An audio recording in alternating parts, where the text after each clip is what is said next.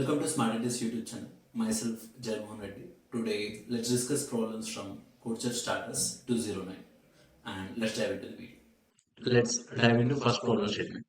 So the given problem statement is Alice loves working with numbers.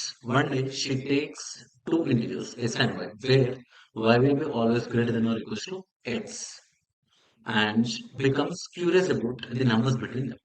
She looks at all integers between x and y inclusive that are divisible by x. Among these numbers, she separates them into even and odd numbers. So till here, let's try to understand what problem statement is saying. So simply to keep it short, we will be given two numbers x and y, and we need to take all the numbers in between x and y. The two inclusive, that means x and y both included. Okay, so we need to take all the numbers between x and y such that they should be divisible by x. Okay, and these divisibles will be divided into two parts. One is even and other is odd. Now let's move forward. Let's sum of all even numbers. Ls has b is even, and the sum of all odd numbers she has b is odd. So if s even greater than or equals to s odd, Ls will be happy. Otherwise, she will be sad. Ls wants to know whether she will be happy or not. So now, along with this all multiples, that is nothing but x, 2x, 3x, 4x, so on, all multiples of x in between y. Okay, so mx is nothing but m into x is nothing but some value that is less than or equals to. So out of all these numbers, we can take even numbers and we can take odd numbers. So we can take sum of all even numbers into S7, then sum of all odd numbers into S1. So finally, we need to check whether S even is greater than or equals to S1. Okay, so if you are not clear with problem statement, it is still fine. Let's go through sampling and let's understand what's the problem statement. Okay, let's understand problem statement better. Now, first given sample input is 1 and 4. So can you tell me all, this is x, this is y. Can you tell me all numbers that are divisible by x in between 1 and 4? Can I simply say 1, 2, 3, 4? Yes or no? Now, what is s even here? Can I simply say 2 plus 4, that is 6? And similarly, s odd is nothing but 3 plus 1, that is 4. Now, what is given? If s even is greater than or equals to s odd, then we need to print yes. So that is the reason why we are printing yes.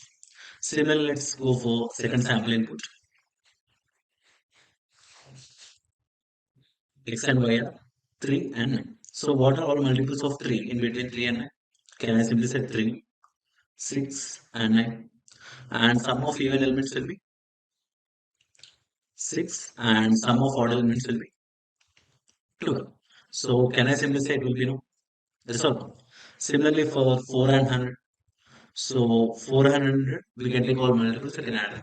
So since the output is yes, that means S7 will be definitely greater than S1. Okay. Now this is a given problem statement. Now how can we solve this? So pause video here. Okay. Take some time. Try to come up with some solution on your own. And if you got solution for this, check here whether you got proper output or not. Okay. Now let's dive into the solution. So let's take 4 and 100. Okay. So if you take 4 and 100, can I simply say the first multiple, okay, for x and y, if we are having 4 and 100, can I simply say the first multiple will be always x, that is nothing but in this scenario 4. And can you tell me what is next multiple? 8. The next multiple? 12. So can I simply say if I start with 4, with some value 4, can I simply say every time I should add 4 for this? Yes or no?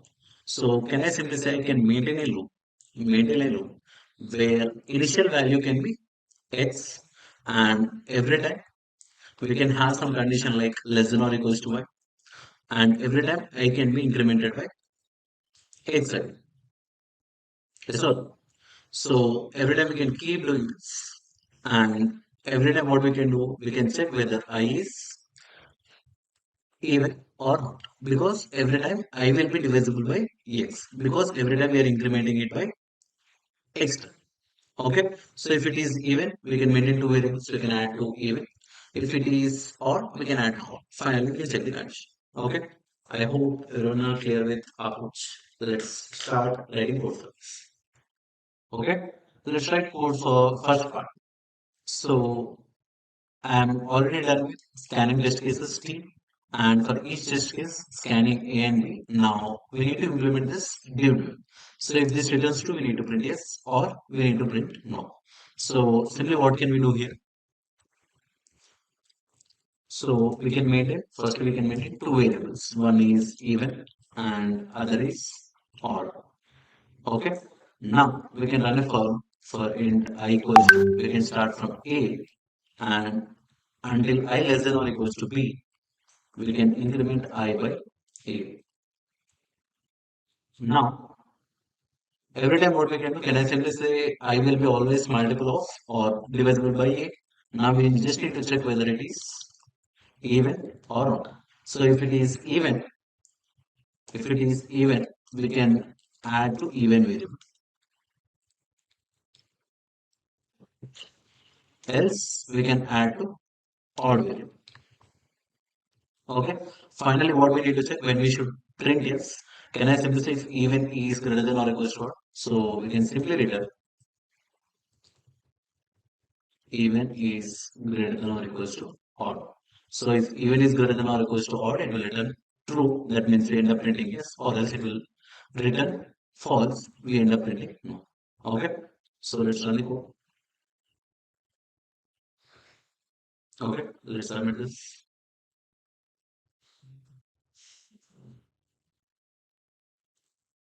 Okay. We are done. Let's move to next problem.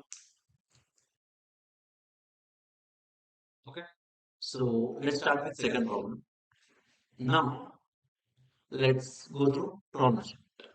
So there are n players numbered from 1 to n. Player i's score is defined to be GCD of I comma n. Here GCD of I comma n refers to the largest positive integer that divides both I and n. Your task is to find an ordering of the players from left to right that satisfy the following conditions. Between two players with different scores, the one with the higher score must appear somewhere to the left of the one with the lowest. Between two players with same score, the player with smaller number must appear somewhere to the left of the one with a lower score. Okay, it can be proved that these rules uniquely define an ordering of the EN people. Your task is to find this order. So don't worry if you don't understand anything from the problem statement. Let's go through sample input output and let's try to understand the problem statement again. Okay, so let's go with first problem statement, that is, let's go with first test case, that is 1. So if you are having only one flip, it is simple, the output will be 1. We don't understand much from 1. So let's do one thing. Let's go with fourth test case, 4. Okay, so let's take 4 and let's try to understand the problem statement. So when you are having 4, that means you are having 4 players. So out of these 4 players, these players are numbered from 1 to 4. Now, player i's score is defined to be GCD of I comma n. So you already know what is GCD. So can you know what will be GCD for 1 and n? That is nothing but, can I simply say 1 will be the greatest common divisor for 1 and 4? So no. So 1. Now if I take 2, 4, can I simply say 2 can divide both 2 and 4? So can I simply say this is the greatest common divisor for 2 and 4? So score for this is 4. So this is score and this is players. Now let's move on. Again for 3 and 4. Can I simply say 1 will divide both 3 and 4? So the score for 3 will be 1. Now similarly if I take 4, can I simply say 4 comma 4 will be 4. So scores of 1, 2, 3, 4 are 1 to 1, 4. Now we got scores. Now let's see what. Now our task is to find an ordering of the players from left to right. Okay, order of players from left to right that satisfy the following conditions. So the first condition is between two players different scores. So if you take both 2 and 4, so these two players having different scores. Now what we should do? The one with the higher score must appear somewhere to the left of the one with lower score. So can I simply say uh, we are trying to have the player with highest score towards left side, then compared to the player with less score who comes towards right side. Now, between two players with a different, with the same score, the player with the smaller number must appear somewhere to the left of the one with the with a lower score. So, if you compare two players with same scores, so whoever is having lesser number should come first, then the greater. Okay, so your output should be 4, 2, then 1 and 3 is having time, so 1 should come first, then 3. So for 4, your output should be 4 to 1. So let's check. So can I simply say we got the same output? Now let's try to do the same thing for 5. So if you do the same thing for 5, for 1, 2, 3, 4, 5, can I simply say our scores will be 1 for 1 and 5. For 2 and 5, it will be 1. For 3 and 5, it will be 1. For 4 and 5, it will be 1. For 5 and 5, it will be 5. So now 5 should come first. After 5 because it is having high score, then rest of the elements are having same score. So can I simply say we can have 1, 2, 3, 4 after it?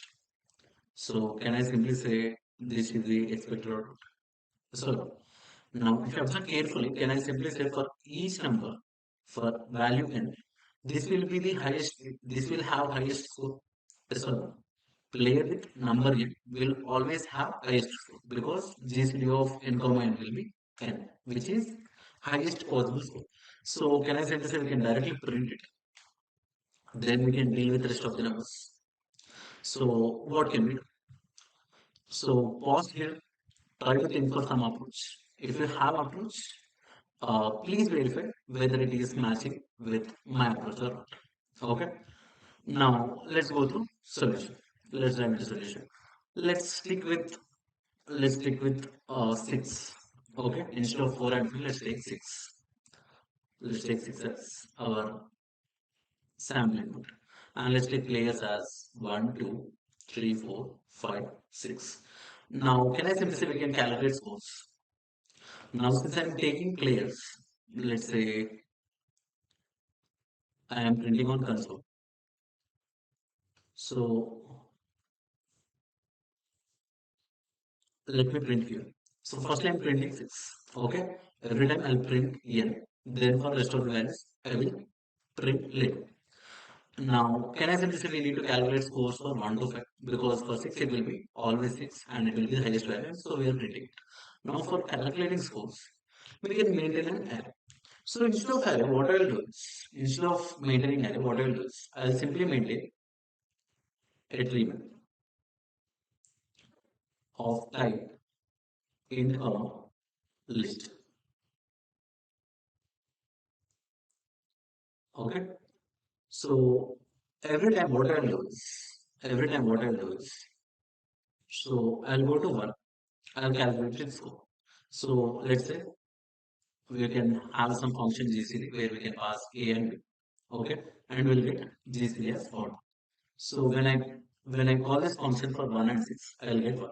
So what I'll do in this tree map is, what I'll do in this tree map is, I'll maintain this key values. So once I got score as 1, there is no key with, there is no key with 1. So I'll create a key value here, 1, and I will insert 1 in it. Now let's move forward. When I'm at 2, for 2 and 6, can you tell me what is score for 2? Can I simply say 2? So again, I'll create 2 and I'll insert 2. I'll move forward. Again, when I'm at 3, 3 comma 6, can I simply say 3 will be the output? So I'll create 3 comma 3. Okay. Now again, move forward. For 4, my score will be 2. So already key to is present, I'll simply append 4 to this. Okay. Now I'll move forward. Again for 5, can I simply say my score will be 1? For 5 and 6, GCD will be 1. So can I simply say I can have, I'm already having key as 1. So I'll simply insert 5. Now what I do is, I'll simply print a reverse addition. So first I'll print 3, then I'll print 2, 4, then I'll print 1. 6 is already printed. So if when I'm printing, how it will look like? Can I simply say, I am traversing in reverse direction. Every time I'll access key, I will print its list. Again for 2, I need to print 2. Then again for 1, I can print 1. So this way, I'll print map. Okay. So let's try to write code for this. So let's write code for this. So I've already done with implementing scanning part. I scanned test cases. For each test case, I'm scanning here. And I'm calling small GCD sort. Okay. And I'm passing intervals. So I'm not expecting anything in return. I'm directly printing everything in this function. I also implemented GCD function, as you all know. If you don't know, you can go through it.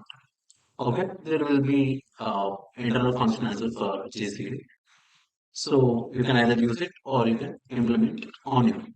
Now, let's write code for this. So as always, let's take map for this. Then key will be int and value will be batch. Get it list or getter. So let's say this is MB. Then first let's print n.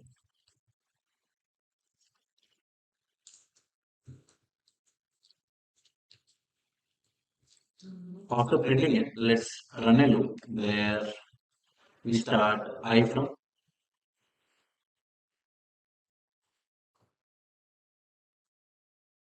1, then we go to n and we keep incrementing. So every time we need to calculate score for this particular number. Okay, so we can take some variable score and let's call GCD, and we can pass I and we can pass n. Once we got this score, we can create map of. So if it is not present, if the key is not present in score, it will be created. If it is already present, we can directly use it. So push back of 5. Now finally, we can iterate this map in reverse direction, that is auto mp dot r begin it not equals to mp dot r end. Finally, plus. Okay. Now inside this loop, what we can do is we can take that particular vector of that particular key that is nothing but id dot set. So every time we don't bother about its key, we directly take its value, then we need to print it. So let's again run a loop for this. And finally print that. Okay. Now finally print enter, because after every test case we need to print here. Okay. So let's run the code.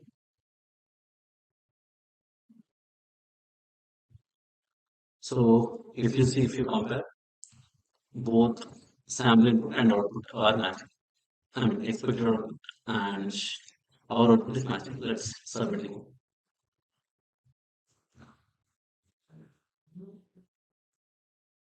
Let's move forward.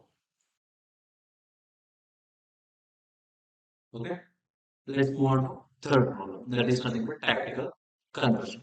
So let's dive into problem statement. So you are given a binary string S of length n. Each character of S is either 0 or 1. Now you would like to convert every character of S into 0. That means you want to convert every one to 0. To achieve this, you can perform the following operation. choose an index I, which is in between 1 to n. This is one base index. Okay. Such that s of I equals to 1 and change s of I to 0. So choose one. Okay, choose a character from string and convert that one to 0. However, there is one restriction. You cannot perform two consecutive operations on adjacent indices. That is, if you operate on sequence of indices I1, I2, Ik, that means I'll simply simplify this. So you cannot operate on two adjacent ones. That means if you operate it or if you converted this to 0, you cannot immediately convert this to 0. Okay. So after converting this, if you convert this, again you cannot convert on this one. Okay. You can convert this one. Then you can go for this. Then you can go for this. So to keep it short, to keep it simple, simply you cannot operate on adjacent indices one after the other. And you can operate in random order, but it shouldn't be adjacent. Okay. Now determine whether it is possible to make the entire string consist of only zeros under these conditions or not. Okay. So if you don't understand problem statement, don't worry. Let's go to sample input and output, and let's try to understand problem statement again. So let's take first sample input, that is 0, 0. So there is nothing to convert to 1. Sorry, there is nothing to convert to 0. Everything is 0. So we can directly print yes. Okay. Now let's go through next one, that is 0, 0, 1. So this one we can convert to 0. So we can print yes. Again, third case 1, 0, 1. So we can convert this to 0, then we can convert this to 0. So we can convert all ones to 0. So yes. Then for 3 ones, if you take 3 ones, can I simply say if you convert this to 0? Next you cannot convert this. So if you cannot convert that, you can convert this to 0. But if you convert this, you cannot convert. Okay. Similarly, if you start at middle, if you convert this to 0, you cannot operate this or this. So finally, can I simply say no matter whatever one you start with, still you cannot convert all the ones to zeros. So this is no. Similarly for two ones, if you operate on this, you cannot operate on this. If you operate on this, you cannot operate. As simple as that. Okay. So it is no. So I hope everyone are clear with problem statement. Now let's try to take different test cases and let's see what should be our approach points. So you can pause here, you can do one thing, you can take different test cases and try out for solution. Okay. So once you have approach, resume the video, once check whether you got same approach or not. Okay. Let's dive into solution. Now we dealt with 2 ones, we dealt with 3 ones. Now what about 4 ones? Can I simply say firstly I can convert this to 0? Yes or no? Then I can convert this to 0. Yes or no? Then I can convert this to 0. Then finally this. So for 2 ones, for 3 ones, it is not possible. What about 4 ones? It is possible. Now let's go for 5 ones. Okay. So for 5 ones, again I can convert this, then this, then this, then this, then this. Similarly for 6 ones, can I simply say I can go for this, then this, then this, then this, then this, then this. So can I simply say if the consecutive ones, if consecutive ones are greater than 3, can I simply say we can convert all the ones to zeros? Yes or no? Now that is one thing. That means if you are having two consecutive ones or two consecutive threes, we cannot convert them to zeros. Now what if I'm having two consecutive ones and again two consecutive ones? Can I convert this to zeros? Yes or no? I can convert this, then I can convert this. Again convert this, again I can. Similarly, 3 ones and 2 ones. Can I say I can operate this, then this, then this, then this, finally this? Yes or no? Similarly, if I take 2 3 ones, so let's say if I'm having 1, 2, 3, 4, 5, 6, 7, 8. So first I can convert 1, then 6, then 2, then 7, then 3, then 8. So if I'm having only one consecutive ones, I cannot convert. Okay, if I'm having consecutive ones of size 3 and this only one set, then I cannot convert. But if I'm having two sets, yes, I can convert all of them 0. Now what about if I'm having 3 sets? What if I have 3 sets? So can I simply say same thing will repeat for 3 sets as well? So first we can convert this, then convert this, then convert this, then convert this, convert this, convert this. So can I simply say, apart from having one set of consecutive ones of size 2 or one set of consecutive ones of size 3, if we have more ones, we can simply convert them to zeros. So can we land on that conclusion? So can I simply say we just need to check whether we are having two consecutive ones, that too one set, or three consecutive ones, that too one set. If we can check for this, can I simply say we can say either yes or no? Yes or no? So how can we do that? Firstly, firstly let's take different samplings. Let's say if I'm having two ones and three zeros. Let's say I'm having three ones. Okay, if I'm having like this, still I can convert all of these to zeros. So what I can do? Can I simply say we can maintain some count variable? And similarly, can I simply say we can maintain some variable, let's say once. Okay. So every time I can keep updating this and this. Again, this and this. So again, when it is 0, I can reset one of these to 0. Okay. So I can check number of consecutive ones. And I can also check whether the set is same or not. So if I'm having only two twos, what happens? This count will be 2, ones will be 2. Or else if I'm only having three ones, what happens? Count will be 3, ones will be 3. So if any of these matches, if count is 2 and ones is 2, we can print no. Or if count is 3, ones is 3, we can print. And rest of the cases, we can print yes. Okay.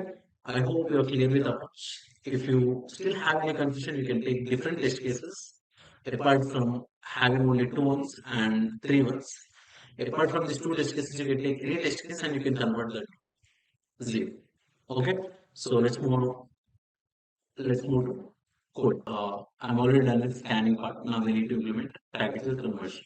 So if it is true, we need to print yes, or else we need to print no. So for this, firstly take three variables. One is max length, which is initialized to 0. Then let's take some count variable and let's take length. So simply what we do is we traverse through the string, that is, let's say 𝗥𝗲𝗃𝗃𝗃.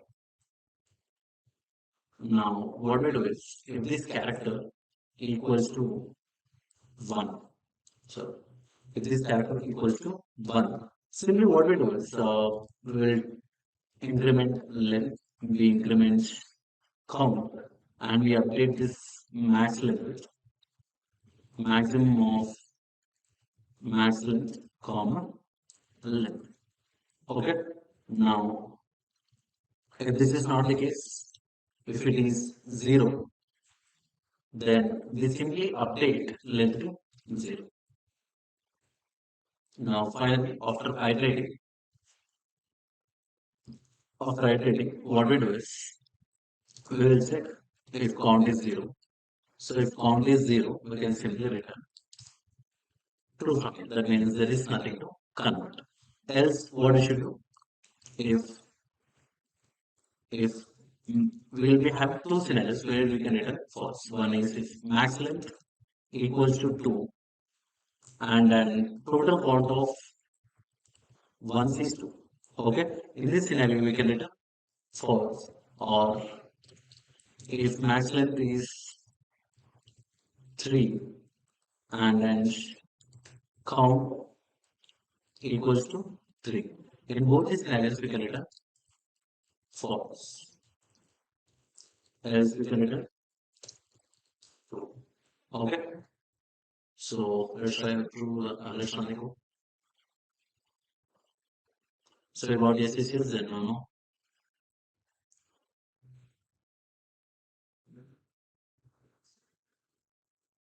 Okay.